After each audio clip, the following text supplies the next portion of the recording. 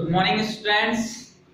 Today we are studying about the number of hybrid orbitals. To know about the number of hybrid orbitals, we want to calculate by this formula. Okay, हमें इस फार्मूले से calculate करना पड़ेगा. इस फार्मूले से जो कैलकुलेशंस हैं वो हमें करनी पड़ेगी.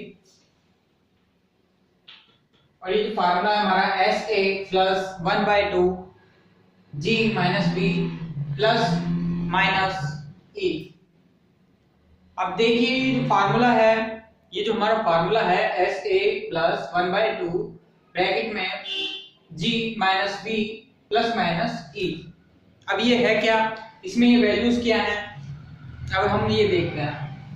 ओके, अब इसके अंदर देखो जैसे कि हम बात करते हैं यहाँ पे देखो SA. ओके, SA मींस होता है कि नंबर ऑफ एटम्स और group of atoms attached to the central atom. Means जो सेंट्रल एटम माना, जैसे माना हमने CaCl2 माना, ठीक है, CaCl2 माना तो CaCl2 में से जैसे कि माना कि कैल्शियम. ओके, कैल्शियम एक सेंट्रल एटम है तो इससे कितने एटम अटैच है, Cl2 दो एटम अटैच हैं, तो फिर उन एटम्स की जो संख्या है वो हम यहाँ पे लिखेंगे. और फिर उसी तरीके से माना XeF2. XeF2 तो यहाँ जैसे दो मॉलिक्यूल्स हैं वो सेंट्रल एटम Xe से अटैच हैं, तो वो उसके क्या हो जाएंगे, number of the atoms, group और atoms attached to the central atom, जो कि सेंट्रल एटम से अटैच्ड है. ओके, फिर नाउ और नेक्स्ट G. यहाँ पे G क्या है, तो नंबर ऑफ वैलेंस इलेक्ट्रॉन, कि जो कितने valence electron on central atom, central atom के पास कितने, जो बात करें वैलेंस इलेक्ट्रॉन है, इसे जानने के लिए हम नंबर ऑफ वैलेंस इलेक्ट्रॉन यहाँ पे निकालेंगे. ओके, और एक वैल्यू आती है V हमारी जो वैल्यू है उसके द्वारा वैलेंसी हम वैलेंसी निकालते हैं. ओके, V जो है valency of central atom. Okay, इसके जो V है इसके द्वारा हम वैलेंसी ऑफ सेंट्रल एटम है उसको निकालते हैं, सेंट्रल एटम की जो वैलेंसी है वो निकालते हैं. ओके, V के द्वारा जो valency of the central atom. और बात करें E है, E की जो वैल्यू बात करें, E हमारे जो बेसिकली जो चार्जेस के लिए लेते हैं, चार्ज के लिए, जैसे बात करें for neutral atom, neutral central atom, अगर सेंट्रल एटम अपना न्यूट्रल है, उस पर कोई भी चार्ज नहीं है, तो E की वैल्यू 0 आती है. ओके, जब उस पर कोई भी चार्ज नहीं होता, जब वो न्यूट्रल मॉलिक्यूल्स होता है तो E की वैल्यू 0 आती है.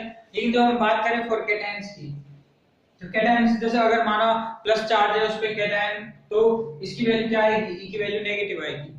जैसे +2 है, तो हम इधर हमको जो माइनस में क्या लिखना पड़ेगा, इधर 2 लिखना पड़ेगा. ओके, और बात करें क्योंकि इसमें 2 इलेक्ट्रॉन की कमी है, इसलिए है ना, कमी है इसलिए हमको इसमें माइनस में लिखना पड़ेगा.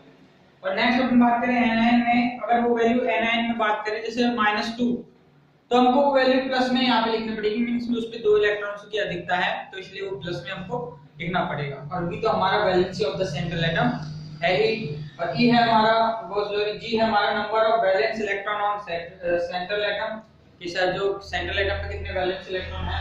और बात करें number of the atoms, groups and atoms attached to the central atom, मतलब सेंट्रल एटम से कितने जो ग्रुप्स हैं, जो एटम्स है अटैच्ड है, वो संख्या हमको लिखनी पड़ती है. अब इसके हिसाब से हम जो हाइब्रिड ऑर्बिटल्स है उसको कैलकुलेट करते हैं. ओके,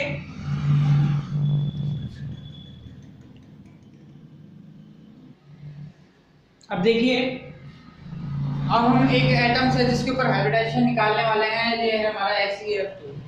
तो सबसे पहले हम XeF2 की स्ट्रक्चर बनाते हैं. तो Xe means xenon, xenon difluoride, xenon difluoride की जब स्ट्रक्चर बनाते हैं तो जीनोन में जैसे कि जो लॉन पेयर है, okay, lone of pair 3 lone pair are present. और बात करें 2 एटम्स इससे अटैच रहते हैं, तो फर्स्ट हम इनको ऐसे की वैल्यू निकालनी है. तो ऐसे वो होता है जितने ग्रुप्स ऑफ एटम अटैच होते हैं, तो ग्रुप्स ऑफ एटम इसमें कितने अटैच है, इसमें 2 ग्रुप्स ऑफ एटम अटैच है.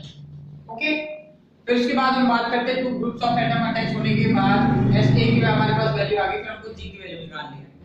G की वैल्यू, G क्या होता है, G होता है कि भाई अपना जो वैल्यू जो होती है number of valence electron on central atom, भाई सेंट्रल एटम पे कितने वैलेंस इलेक्ट्रॉन प्रेजेंट हैं।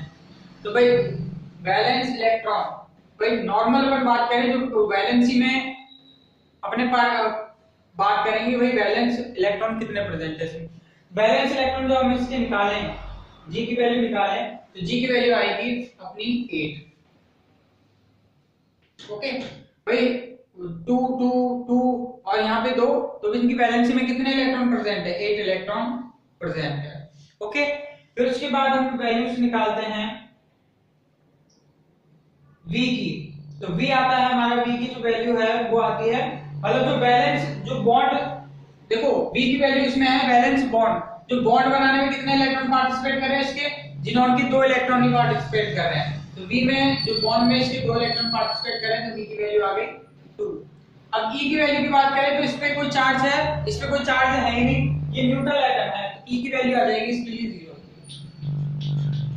E की वैल्यू आ गई इसके लिए 0, तो हम इसको कैलकुलेट करेंगे। देखो तो SA की वैल्यू हमने लिखी 2, ठीक है, 2 प्लस 1/2। ओके G की वैल्यू लिखी हमने 8 और फिर माइनस V की वैल्यू 2, ठीक है। दो बैलेंस बॉन्ड जो बॉन्ड है ना, बॉन्ड में कितने पार्टिसिपेट कर रहे हैं, 2 इलेक्ट्रॉन, तो V की वैल्यू ज्यादातर वही आती है। और फिर प्लस माइनस E है, तो plus minus E equal to 0। Okay अब जब हम कैलकुलेट करेंगे कि 2 प्लस 1/2, ओके ये मल्टीप्लाई किया तो ये आ जाएगा 6। ओके मल्टीप्लाई किया 6, इसे डिवाइड किया ये हो गया 3। ओके 3 प्लस 2 5, और 5 जो हमने हाइब्रिड नंबर पढ़े थे, 5 किसका हाइब्रिडाइजेशन नंबर है, मतलब 5 के अकॉर्डिंग वही देखो sp3d 5, sp3 होता है 4 के लिए और sp3d, तो इस तरीके से देखो हाइब्रिडाइजेशन हम निकालते हैं। एक तो s 3p और एक d, तो ये 5 ऑर्बिटल्स आ गए। तो इस तरीके से हम जो हाइब्रिड ऑर्बिटल्स हैं उनको कैलकुलेट कर सकते हैं। ओके नेक्स्ट एग्जांपल देखते हैं हम।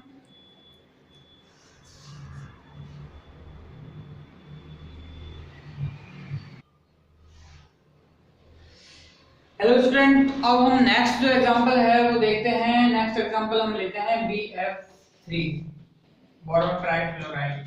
ओके बोरॉन का जो डायग्राम है कुछ इस तरीके से बनता है।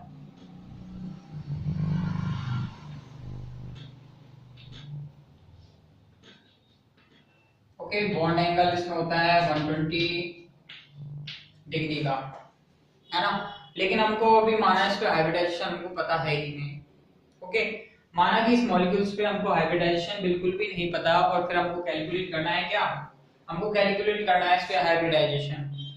ओके जब इस पे हम हाइब्रिडाइजेशन हमको कैलकुलेट करना है, तो हम हाइब्रिडाइजेशन निकालने के लिए सबसे पहले हम देखते हैं कि कितने बॉन्ड ये बना रहा है। तो भाई SA कितने बॉन्ड बना रहा है, ये बना रहा है 3 बॉन्ड। ओके 3 बॉन्ड बना रहा है, 3 एटम इससे ग्रुप ऑफ एटम अटैच्ड है। ओके फिर उसके बाद हम बात करते हैं G की वैल्यू। G मींस जो इसकी वैलेंसी है, वैलेंसी कितनी है इसकी 3। ओके इसकी वैलेंसी 3। बात करें वैलेंस जो इसने कितने बात करें बॉन्ड बनाने में कितने इलेक्ट्रॉन पार्टिसिपेट कर रहे हैं, तो वो 3 ही इलेक्ट्रॉन पार्टिसिपेट कर रहे हैं, कोई चार्ज है नहीं इस पे, तो 0 आएगा ये वैल्यू। जब हम इस फार्मूले में ये वैल्यूज रखते हैं, ओके फार्मूले में वैल्यू रखी 3 प्लस 1/2। ओके G की वैल्यू क्या है 3 minus 3, okay plus minus 0। 3 minus 3 equal to 0। 0 से ये पूरा टर्म क्या हो जाएगा, मल्टीप्लाई करेंगे तो ये 0 हो जाएगा, और फिर वैल्यू क्या आएगी 3। ओके और 3 किसका हाइब्रिडाइजेशन होता है, 3 हाइब्रिडाइजेशन होता है जैसे हम बात करें s, एक तो s ऑर्बिटल और 2 p orbital, sp2 orbitals. Okay और ट्रायंगोनल त्रिकोणीय है, ये इसकी क्या होती है स्ट्रक्चर होती है।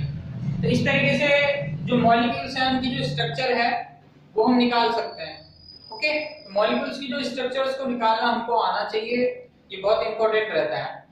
अगर हम मॉलिक्यूल्स की जो स्ट्रक्चर्स है उनको नहीं निकाल पाएंगे तो हमको बहुत प्रॉब्लम होगी।